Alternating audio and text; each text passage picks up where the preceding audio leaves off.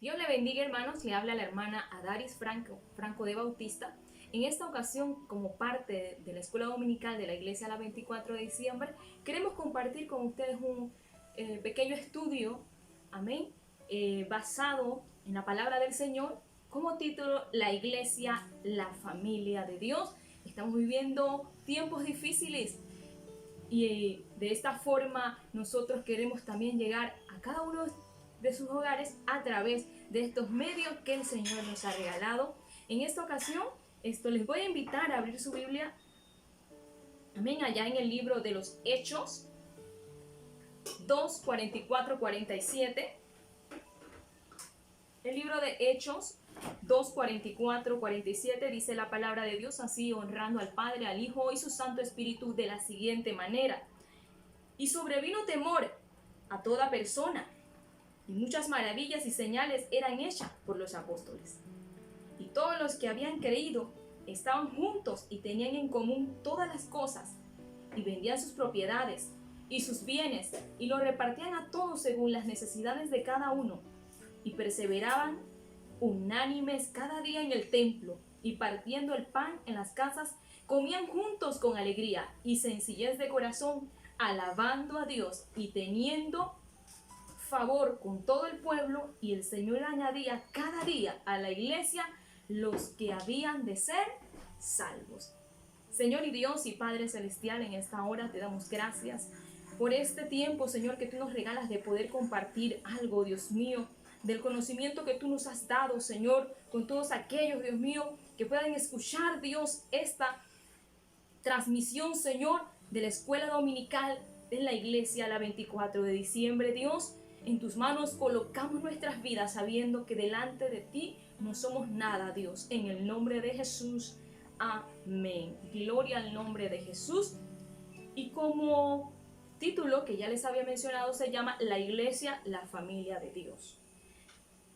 Como pensamiento central hemos colocado a este estudio basado en las escrituras que hemos traído en esta ocasión: la iglesia es la familia de Dios. Procurar la armonía entre los miembros de ella es algo por lo cual debemos ser diligentes. Amén. Como texto áureo, Efesios 2:19: así que ya no sois extranjeros ni advenedizos, sino conciudadanos de los santos y miembros de la familia de Dios. Ahora vamos a entrar a nuestro primer punto del estudio de hoy. Como primer punto tenemos el ejemplo de familia en la primera iglesia. Nos vamos nuevamente allá al libro de los Hechos 2, 44, 47, donde leímos. Y vamos a encontrarnos en estos versículos del 44 al 47 algunas características en cuanto a la iglesia que perseveraba en el Señor. Sabemos que aquella iglesia nos deja un legado, nos deja algo extraordinario a lo que hoy estamos viviendo. Ese ejemplo nos ayudaría a nosotros a reconocer que nuestro Dios es un Dios maravilloso. Estas características las vamos a enumerar en esta ocasión. Como número 1 tenemos: era una iglesia que compartía. Algo que me llama mucho la atención es que dentro de lo que es el capítulo 44 y 47 usted va a encontrar quizás otras características, pero estas fueron las que para mí fueron más, estuvieron como más señaladas, fueron las que más resaltaban, es la palabra correcta, dentro de estos capítulos que hemos leído. Una de las características más difíciles, y sé que usted también lo sabe, en el ser humano es la de compartir. Muchas veces usted va a decir: no, hermana Daris, compartir es lo más fácil que hay en el mundo. No, hermano, compartir no es lo más fácil que hay en el mundo. A veces nosotros decimos: bueno, en mi casa tenemos para comer, pero nos cuesta sacar y darle a otros, aunque en nuestra casa hay para comer. Tal vez nos sobra, pero imagínese que el Señor le diga a usted esta tarde, o esta mañana, o este mediodía, o la hora que venga de la comida: bueno, están todos sus niños en la mesa sentados y su esposo y usted comiendo, ahora que no podemos salir. Estamos todos en casa y el Señor le diga en el momento que usted vaya a empezar a comer, bueno, agarra todo lo que tienes en tu mesa y llévaselo a tu vecino, llévaselo a alguien. Nos miramos todos y decimos, wow, pero mis niños. Entonces no podemos decir que es fácil, hermano. Es difícil a veces. Es una palabra que abarca mucho en la vida de muchas personas. Y no voy a globalizar que a todos nos cueste, tal vez para otros es muy fácil. Aquellos primeros cristianos tenían un intenso sentimiento de responsabilidad, y usted lo leyó conmigo allí en el libro de Hechos. El uno por el otro era algo extraordinario en la vida de estas personas. La obra de amor, hermano, fue tan evidente que el mismo libro, ¿quién es el mismo libro? Lucas, que ya había Lucas cita ahí que dentro de la iglesia ya no había necesidad. Y allá usted lo va a ver en el libro de Hechos 4:34 y nos vamos a leerlo en el libro de Hechos 4:34. Dice la palabra de Dios: así que no había entre ellos ningún necesitado, porque todos los que poseían heredades, o casas, las vendían y traían el precio a los vendidos. En lo que yo me enfoco es que ya no había necesidad. Ya no había necesidad porque todos compartían, todos daban. El que necesitaba, vámonos, porque aquel está necesitado, nosotros tenemos, pero vamos a compartir. Y eso es lo que hoy estamos viviendo. Hoy en día estamos viviendo un tiempo, hermanos, donde compartir nos va a marcar dentro de unos años si Cristo no ha venido.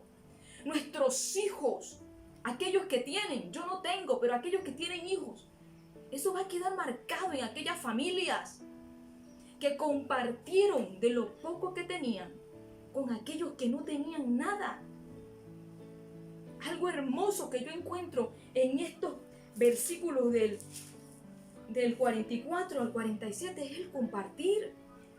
Como número uno, como característica número uno, me pareció muy buena en cuanto al cristianismo. El poder compartir con nuestros hermanos, el poder llevar a aquellos que no tienen. A veces no sabemos la necesidad de aquellos que están a nuestros alrededores, pero si usted la conoce, comparta esa necesidad con otros. Vaya, lleve lo poco que pueda, no importa, no tiene que ser un montón, pero de lo poco que tengamos, tenemos que compartir, hermanos. Como número 2, dentro de las características que yo puedo ver era una iglesia que adoraba y se gozaba en la presencia de Dios. Ellos se gozaban en la presencia del Señor. Ellos sabían a quién adoraban, se unían, había una unidad entre ellos mismos extraordinaria. Cuando nos reunimos pueden suceder cosas maravillosas. El Espíritu Santo de Dios se mueve sobre los que juntos le adoramos. Algo lindo, es algo extraordinario cuando adoramos al Señor. Cuando adoramos al Señor podemos sentir cosas hermosas en nuestra vida. Es algo muy lindo adorar al Señor. Cuando usted adora al Señor, los problemas se van. Se nos olvida que el coronavirus anda por ahí. Cuando adoramos al Señor se nos olvidan muchas cosas. Cuando adoramos a Dios, se nos olvidan los problemas, que en la casa hay necesidad. Pero todo eso pasa cuando adoramos al Señor. A veces estamos en pruebas, nos sentimos tristes, pero adoramos al Señor en medio de esa angustia, en medio de la tristeza. Pero algo maravilloso sucede en nosotros, algo extraordinario Dios hace en nuestras vidas. Cuando adoramos al Señor, la presencia de Dios cambia el corazón del hombre. La presencia de Dios viene a hacer un trabajo extraordinario en nuestras vidas. Número 3. Como número 3, una de las características que pude ver dentro de estos versículos era una iglesia en la que Dios obraba. ¿Por qué Dios obraba? Leímos que como número 1 compartía, número 2 era una iglesia que adoraba y se gozaba en la presencia del Señor. Número 3 era una iglesia en la que Dios obraba. Habían maravillas y señales. Si nos unimos, Dios va a hacer cosas grandes. Dios va a obrar. Ahí Dios empezó a hacer cosas grandes, los milagros. Hoy en día necesitamos una iglesia que haga milagros. Hoy en día necesitamos una iglesia que haga el trabajo al que Dios la ha llamado. Dios nos ha llamado a nosotros a orar, a interceder. Ahora es que Dios le está dando esa oportunidad a la iglesia para que el mundo entero conozca la unidad del pueblo de Dios. Pero también dentro de una de las características como número 4 podemos ver que era una iglesia que perseveraba unánime.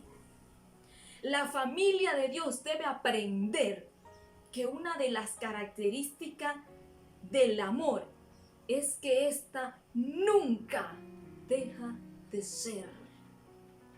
Esta pequeña palabra, que el amor nunca deja de ser, hermanos, es una palabra que marca cuando usted la pronuncia en su vida. Y eso lo encontramos allá en el libro de Primera de Corintios 13:8, usted lo puede ver. Cuando nos unimos, anoche que había una vigilia a nivel mundial, pudimos gozarnos de este amor que nunca deja de ser. Vimos, hermanos, era algo extraordinario. Yo no sé si usted lo sintió en su hogar, pero cuando nos unimos, Dios hace cosas maravillosas. Cuando el pueblo de Dios se une, Dios hace cosas extraordinarias. Y lo podemos ver en nuestra vida. Somos el ejemplo de esa unión en la vida del cristiano. Anoche yo sentí algo. Tal vez usted no es el del que ora a toda boca, pero en su siglo apacible, yo sé que muchos pudieron sentir anoche algo hermoso, algo extraordinario que marcará para el futuro, si Cristo no ha venido, un legado. En aquel 2020, cuando hubo esa vigilia a nivel mundial, todos unidos, todas las naciones unidas, Señor, sana nuestra tierra. Un día recordaremos eso, porque marcó nuestra vida. Yo pude sentir algo grande en mi vida, llorar, y no dejar de parar de llorar, porque decía, Señor, gracias, porque yo sé que algo grande tú vas a hacer. Esa unidad yo creo que a todos a nivel mundial nos marcó anoche. Hemos ido a muchas vigilias y tal vez hay coros, hay mucha bulla, pero la de anoche, hermanos, no sé, fue algo extraordinario. Ese tiempo de orar, que muchas veces no lo hacemos continuamente, fue lindo, fue precioso, fue maravilloso y está dentro de lo que hacía la primera iglesia de Cristo. Está dentro de lo que hacía la iglesia, una de las características. Estar unánimes es la evidencia de que verdaderamente el amor de Dios ha sido derramado sobre una congregación. Esa es la evidencia. La unidad es nuestra evidencia, hermanos. Como característica número 5 tenemos cada día, y esta me llama mucho la atención, cada día estaban en el templo. Ahora usted y yo no podemos estar en el templo, pero como por ahí decía un hermano que escuchaba hace unos domingos atrás, un eslogan por ahí, que no queremos decir de dónde sale, la iglesia eres tú. Y me llamaba la atención porque verdaderamente la iglesia somos nosotros. En cada hogar hoy en día hay una iglesia. orando, ayunando, lo que no hacía usted antes. Compartir con sus hijos la palabra de Dios, que tal vez nunca lo había hecho. Compartir el evangelio de Cristo, estudiar un libro, enseñarle a sus hijos. Compartir con su esposo, ver las diferencias que antes no veían. Que ahora Dios está haciendo cosas grandes. Ahora no nos podemos congregar y darnos tal vez ese abrazo de hermanos y de hermanas. Pero Dios sabe por qué hace todas las cosas en nuestras vidas. Dios tiene un propósito y un plan en cada uno de nosotros. En cada uno de nosotros Dios tiene un por qué pasan las cosas. Una iglesia con estas 5 características que hemos mencionado, hermanos, donde el Espíritu Santo de Dios se mueve, donde se estudia la palabra de Dios, donde se practica la comunión de los santos, donde se practica el orar. Amén, una iglesia que ora fervientemente.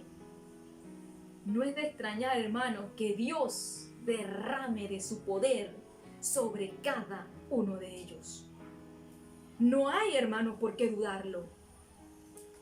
Cuando los verdaderos cristianos se entregan de corazón, sin medir esfuerzo, ya que esperando de Él, tratamos de hacer grandes cosas para Él. Porque a veces nosotros esperamos grandes cosas de nuestro Dios maravilloso. Pero tenemos que darnos el todo para con nuestro Dios. Estas 5 características como cristianos nos enseñan muchas cosas. Vamos a nuestra segunda parte de este estudio de escuela dominical. La iglesia como familia de Dios es obra de Cristo. Allá en el libro de Efesios, nos vamos rapidito al libro de Efesios 17, para aquellos que siguen la lectura, Efesios 2, 17 a 19.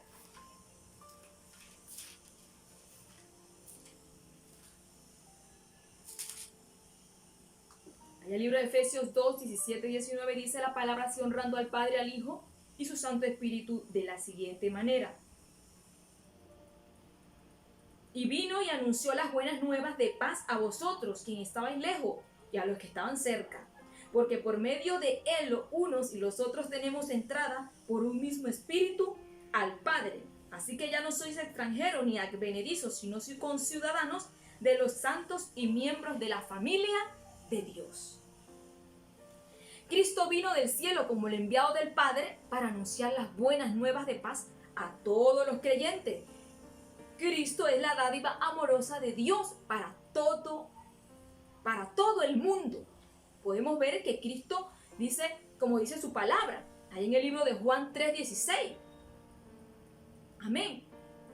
El mundo para que todo el que se arrepiente cree en Él y se salve. Y allá lo podemos ver en el libro de Juan 3:16. Amén. Porque de tal manera amó Dios al mundo que dio a su Hijo unigénito para que todo aquel que en Él cree no se pierda, mas tenga vida eterna. Este es un mensaje hermoso que nos da el Señor. Cristo vino para anunciar las buenas noticias de todo hombre a través de Él. A través de Jesús podemos hacer nuestra pase hacia el Padre Celestial. A través de nuestro Señor Jesucristo, usted hace ese paso. El apóstol Pablo enseña de cómo Cristo anunció las buenas nuevas de paz. Y usted lo puede ver allí en el versículo que acabamos de leer. Y vemos que él dice primero a los que estaban lejos. Y luego dice a los que estaban cerca. Pero el orden, note algo, el orden en el que Pablo dice que fueron dadas las buenas nuevas es para resaltar la misericordia de Dios que tuvo para con los receptores de su carta y para todos los gentiles quienes estaban tan lejos. Las buenas nuevas de paz también se le fuera predicado a ellos también. esta forma en la que Pablo lo hace, hermano, porque no es solo para los que estaban lejos, sino también para los que estaban cercas. Y el orden en que lo hace me llama mucho la atención. La expresión a vosotros que estáis lejos no se refiere simplemente a la distancia física. Y usted lo puede ver allá en el libro de Hechos, para los que siguen la lectura, Hechos 22, 21, lo podemos ver. Que no solo se refería a eso. Y eso es lo que está pasando hoy en día en el mundo entero. Muchos estaban lejos de Dios, pero de repente vino este virus que azota el mundo. Y a través de la palabra de Dios, a través de las redes sociales que ha impactado de una forma increíble.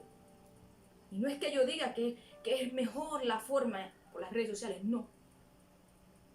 Pero como hoy en día no podemos salir de casa porque el gobierno a nivel mundial lo exige de esa forma, el cristiano no ha callado, el predicador no ha callado, el pastor no ha callado, sino que han llevado este mensaje de buenas nuevas a todo el mundo. Tal vez donde nunca nadie había hablado de Cristo, donde nadie ha conocido a Cristo, allá el mensaje de salvación ha llegado. Allá esos países donde nunca habían hablado de la palabra de Dios, hoy en día se habla, se conoce a través de las redes sociales. Aquellos que estaban lejos de Dios, hoy han reconocido su maldad, su pecado, se han vuelto de su pecado. Hoy los que no tenían a Cristo en su corazón lo tienen. Aquellos que decían que los cristianos eran los que manteníamos a los pastores, hoy en día se han arrepentido de su mal hablar. Aquellos que eran ateos hoy en día se han convertido. Aquellos que nunca se acordaron de que había un Dios que existía, hoy están diciendo existe Dios porque lo necesitamos y Él es el que tiene la última palabra a lo que hoy está pasando en el mundo entero. Hoy muchos han tenido que reconocer, científicos, los de la medicina, han tenido que decir aquí están los que saben de medicina. Pero si no tenemos la sabiduría del Dios Todopoderoso, no somos nada. Hoy el mundo ha tenido que doblar sus rodillas. Y no hay iglesias abiertas. Y el hombre ha tenido que doblar sus rodillas ante Dios. Qué tremendo saber esto. Efesios 2. En el libro de Efesios 2 se dan 5 aspectos de los lejanos que estaban los gentiles respecto a las posibilidades de formar parte de la familia de Dios. Hoy en día estamos viviendo esto. Los 5 aspectos, y usted lo léase el libro de Efesios 2. Aquí no tenemos el tiempo para leerlo. Pero léalo usted que está en casa, léase. Entre los 5 aspectos que yo pude encontrar, el uno fue, estaban sin Cristo. Imagínense, hoy el mundo está sin Cristo, estaba sin Cristo, pero hoy en día el mundo ha tenido que conocer a Cristo. Hoy muchos en el mundo tienen a Cristo. Como número 2, alejado de la ciudadanía de Israel.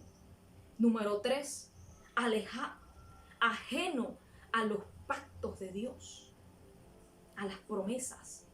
Y lo más triste, como número 4, sin esperanzas. Cristo es nuestra esperanza, hermanos. Como número 5, sin Dios en el mundo. Así, estas 5 características, ¿a usted no se le asemejan a lo que vivimos hoy en día en el mundo actual? Léase el libro de Efesios 2 y saque conclusiones. Estas 5 características hablan mucho. Fue tan grande el amor del Padre que a pesar de esa condición tan desafortunada, hasta esos gentiles despreciados, llegó la noticia de un Salvador que podía reconciliarlos con Dios. Podemos ver que Cristo con su muerte nos da un crucigrama extraordinario. Se retiró el velo o cortina. Cristo va y muere. Se retira el velo o cortina. Se convirtió esto en el camino, el patio exterior, la verdad, el lugar santo, la vida, el lugar santísimo. Y ahora podemos, por medio de Cristo, usted y yo, ir al Padre. Hoy nosotros tenemos esa entrada por medio de nuestro Señor Jesucristo, ese camino. La verdad la podemos tener en nuestra vida si usted lo quiere. Y la vida también. Usted y yo hoy tenemos esa entrada gratuita. Gratuita la tenemos. No podemos decir que no necesitamos a Cristo en nuestra vida hoy en día. Hoy en día, el hombre necesita a Dios en su vida. Como tercera parte de este estudio, la iglesia solicita en guardar la unidad del Espíritu. Efesios 4, 1, 6, vamos también a leerlo. Yo pues preso en el Señor os ruego que andéis como es digno de la vocación con que fuiste llamado, con toda humildad y mansedumbre, soportaos con paciencia los unos a los otros, en amor, solícitos en guardar la unidad del Espíritu en el vínculo de la paz, un cuerpo y un espíritu como fuisteis también llamados, en una misma esperanza de vuestra vocación. Un Señor, una fe, un bautismo, un Dios, un Padre, y todos, en el cual sobre todos y por todos y en todos. ¿Verdad? Si vemos una palabra que nos marca en el capítulo 4 es pues. Yo pues. Es conectiva cuando usted habla de pues. Es una palabra de transición en el vocablo español. Quiere decir que en vista de todo lo que Dios ha hecho por el creyente y que usted puede ver en los 3 primeros capítulos de esta epístola, eso nos marca como cristianos. Si usted lee los primeros capítulos del libro de Efesios, los 3 primeros, usted se va a encontrar algo maravilloso. La conectividad en la que Pablo hablaba con el creyente. Pablo era un prisionero en el Señor. Era un prisionero a causa de Cristo. Era un prisionero que estaba pagando algo por nuestro Señor Jesucristo, por llevar el Evangelio. Hoy nadie quiere llevar el Evangelio si se lo llevan preso. Nos da miedo. Temblamos. Pero ahí estaba Pablo. El apóstol Pablo dijo: os ruego que andéis como es digno de la vocación con que fuiste llamado. Si usted nota algo en este verbo, rogar, es la misma palabra que encontramos allá en el libro de Romanos 12:1, cuando Pablo dijo: os ruego por las misericordias de Dios. Romanos 12:1. No era, tal vez, hermanos, un mandamiento. Allá como en el monte Sinaí, que hubo fuego, hubo estruendo, hubo de todo. Pero cuando Pablo dice, os ruego, era el ruego delicado del que trata de persuadir. ¿Sabe con qué? Con amor. Era ese ruego delicado con el que quiere convencer a alguien, pero lo hace con su adentro, con lo más profundo de lo que puede él transmitir. De esa forma lo hacía Pablo. Hoy el Evangelio es predicado de esta forma. Hoy todos queremos que el ser humano venga a Cristo, porque decimos: Cristo viene pronto, se acerca, se oyen esas trompetas y queremos que nuestra familia, nuestros vecinos vengan a Cristo. Pero queremos, ¿de qué forma lo queremos hacer? Mira el ejemplo de Pablo: os ruego. Ese verbo que marca.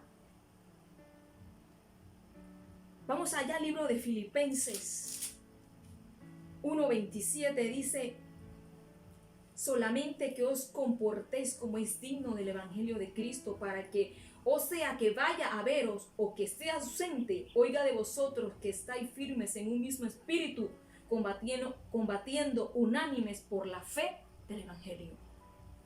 Vemos que Pablo manda hay que estar firmes. Así mismo están nuestros pastores. Hermano, ore. Ahí por el medio de WhatsApp, por el medio de internet, cuando los vemos predicando. Hermano, ore, lea la palabra, instrúyase. Aproveche el tiempo. ¿Estamos aprovechando el tiempo? ¿Usted lo está aprovechando? ¿Qué está haciendo usted en su casa? ¿Está aprovechándolo como bien lo dice la palabra? Nuestros líderes lo dicen no porque ellos quieran molestarle, sino porque esto es lo que Dios nos ha mandado a hacer.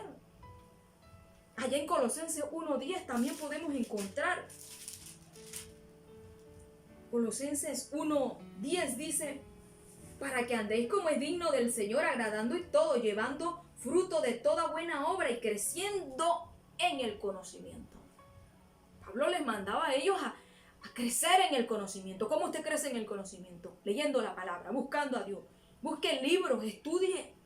Aquel libro que usted le compró allá en la convención, en la confraternidad, en la iglesia y nunca lo ha leído. Solo lo compró para que lo vieran. Pero nunca se ha interesado en leerlo. Lea libros, estudie. Nunca ha leído la Biblia, la palabra, porque no tengo el tiempo. Ahora lo tiene y no la lee. Todo este tiempo nos marca esa primera iglesia, hermanos. Todo este tiempo nos marca esa iglesia.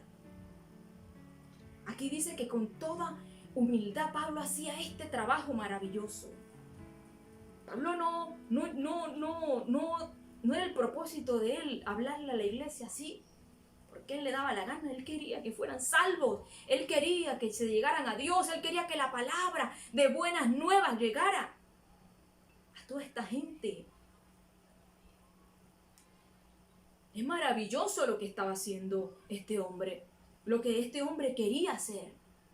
Muchas veces queremos nosotros trabajar de la manera que nosotros queremos. Yo leo a mi manera, yo estudio a mi manera, a mí nadie me dice cómo debo estudiar. Pero Dios nos ha dado, ahora nos ha regalado tiempo y de sobra. Ahora tenemos tiempo de sobra para aprender la palabra de Dios, para estudiarla. Usted que le da pena predicar, que no sabe predicar, que usted dice yo no sé predicar, practique ahora en el hogar, predíquele a su esposo, a sus hijos. Hágalo. Haga este trabajo en casa. Haga ese trabajo maravilloso en su casa. Aprendamos a llevar ese evangelio de salvación a otros. Comencemos en nuestros hogares. Hoy Dios nos ha enseñado algo lindo y es que en casa practiquemos esta vocación de las buenas nuevas, este trabajo de llevar la palabra de Dios. Predique la palabra de Dios, enseñe al que usted puede enseñar, mande esos audios a su familia, a sus amigos, que conozcan al Dios de salvación. Dentro de lo que hemos leído, vamos a ver algunos factores de unidad que tiene que tener todo creyente. Un solo cuerpo, un solo espíritu, una misma esperanza de vuestra vocación o llamamiento. Se refiere a la meta, al objetivo colocado frente a todo creyente. Ellos serán recogidos de este mundo para ser llevados a la presencia de Cristo. Este evento de la esperanza, usted lo puede ver allá en el libro de Tito, de esa esperanza bienaventurada que nos habla Tito 2:13. Es la misma que hoy en día usted y yo tenemos que llegar a esa meta. Ese es el objetivo suyo y mi objetivo, llegar a esa meta, llegar. Si podemos, hermanos, si podemos llegar a esa meta usted y yo. Estamos en casa porque así el gobierno lo ha dictado. Pero usted y yo tenemos un objetivo y es llegar a esa meta.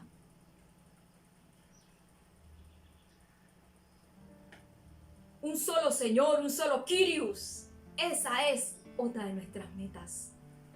No tenemos dos señores, solo le servimos a uno. Hoy en día muchos tenían dos señores. Y hoy en día se han vuelto, solo tienen una sola fe, un solo bautismo, que nos habla el libro de Marcos 16:16, un solo Dios y un solo Padre para todos los creyentes que hemos, y valga la redundancia, creído en nuestro Dios todopoderoso, que es nuestro Kyrios, que hoy nos deja un legado con esta amenaza que azota el mundo hoy entero.